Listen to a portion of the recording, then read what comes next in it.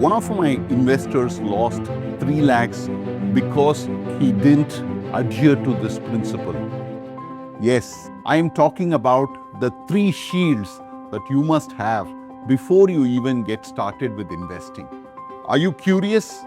Stay tuned. We're going to talk about the 3 things that one must do to ensure that you live a secure and a safe life even before you start your first rupee of investing. Want to know more? Follow me. Let's talk about the first shield. And I'm going to tell you a small story. Arun was a very astute investor. He was a client of mine and he used to do investing in both mutual funds and stocks. And he was not bad in stocks, and his mutual funds and stocks kept going up. And he was very, very astute, like I said, and as a result kept deploying more and more of his money into stocks and mutual funds. And they did well. Unfortunately, the day COVID struck, a lot of his money was in the stock market and mutual funds. And we know what happened. But at the same time, he also had a family medical emergency for which he needed money desperately. So therefore, unfortunately, in spite of being an astute stock market investor, he had to pull out a large portion of his portfolio when the markets were down almost 60%. And therein he lost a lot of his profits and wealth and capital as well. Now that's what we want to do away. And if we want to do that away, then we need to have our first principle of creating an emergency corpus. An emergency corpus is nothing but keeping a set of money away from any market actions, be it stock market or XYZ. Now you can have it parked in a simple bank FD or a liquid fund or a short-term deposit, whatever be it. The simple principle is that when you need the money must be accessible to you and it must not be subject to any fluctuation in valuation. So that's the simple requirement of emergency fund. Now, how much should one have emergency fund? If you're a salaried employee working in a job in a stable company, maybe even 6 months of your monthly expenditure is a good amount to keep in an emergency fund. If you're running your own business, I would say that number needs to be closer to about 9 months to 12 months. If there are deviations within the business, you need to take care of that. So it really depends on what kind of a need you have, and these are just rule of thumbs. So you have to find your own need. Having said that, emergency corpuses are extremely important and they serve a variety of purposes, and these are the purposes that they serve. First, they ensure that you have a peace of mind, knowing that you have an emergency corpus lying around that you can access for any emergency really gives you the first important advantage, which is peace of mind. Second is it secures your long-term investment. Let's say you're doing investments for your child's future or your own retirement. You don't want to dig into it when your family is in an emergency situation. Therefore, it's extremely useful for long-term investments because you can then get the power of compounding to work for you if you don't keep reaching out to your long-term corpus for your emergency needs.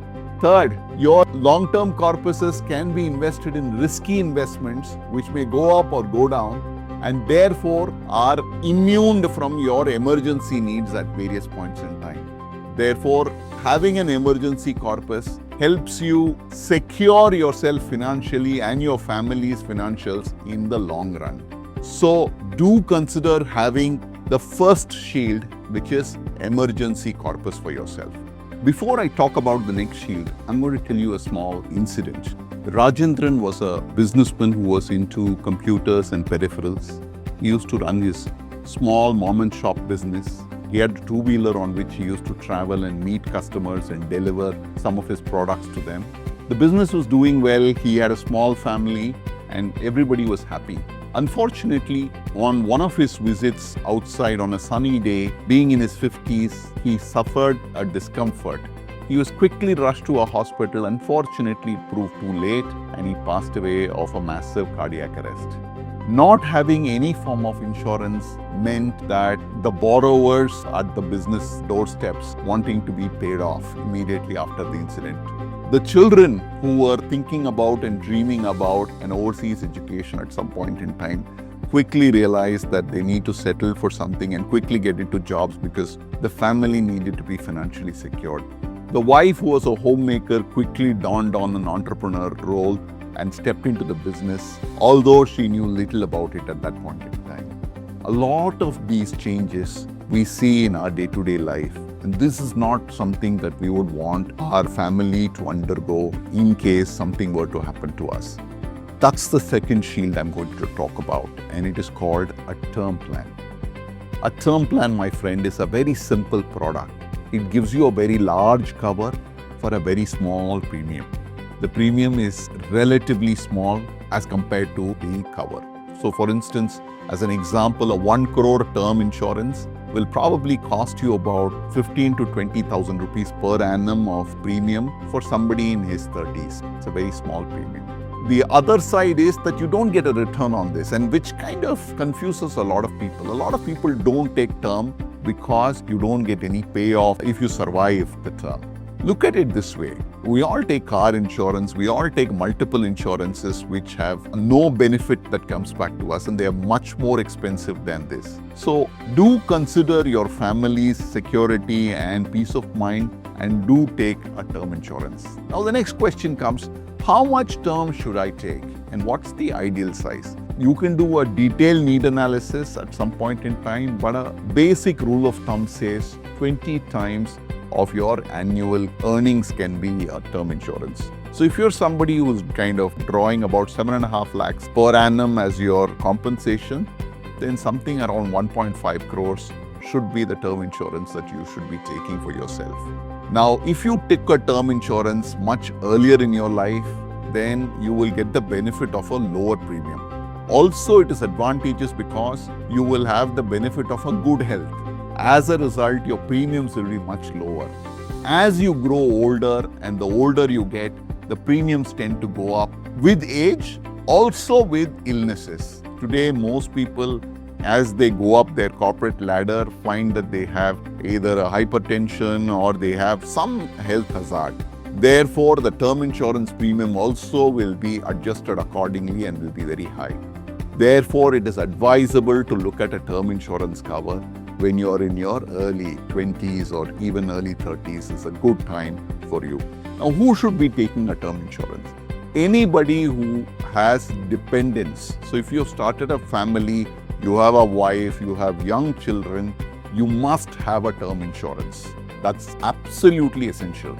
But it also means that if you're running a business or if you're a person who's employed, has multiple loans, you could have a home loan, you could have a vehicle loan, you could have other things.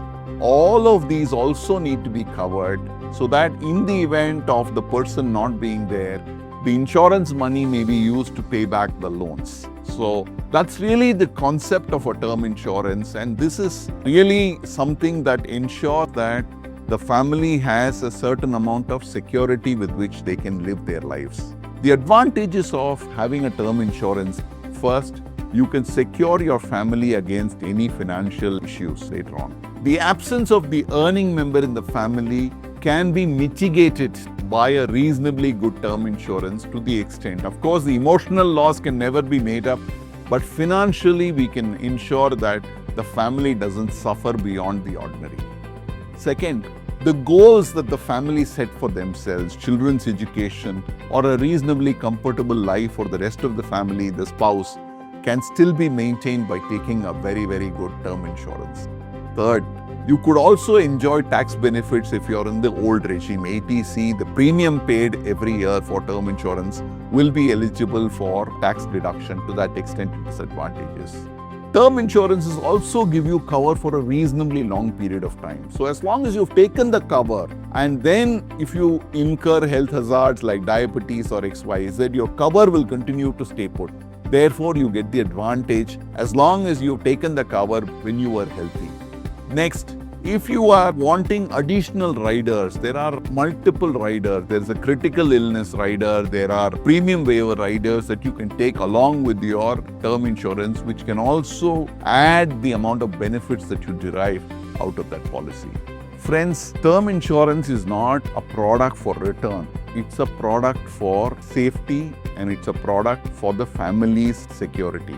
So do not consider it from a return perspective, but look at it from a peace of mind perspective.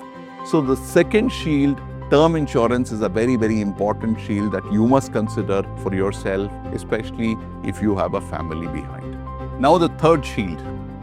George was an IT professional working for the last 15 years in an IT company. Unfortunately for him, while his job was stable, the company went through an acquisition. It was acquired by another larger company, and in due course they restructured and found that his role was redundant. He was out of job over a period of time. He had never considered taking a health insurance before, and when he was out of job, maybe the stress of losing the job or not, he fell severely ill and had to be hospitalized. The 10-day hospital stay made sure that his family was less by 5 lakhs in terms of money that they spent. Because the cover that he had was originally linked to the company, and because he was out of the job, the cover didn't extend at that point in time. Therefore, the third shield that I'm going to talk to you about is health insurance, my friends. Health insurance nothing but is an insurance that provides you for a small premium to cover you and your family members any visit and stay within the hospital. Now, why is this important? Hospital expenses are really, really expensive nowadays.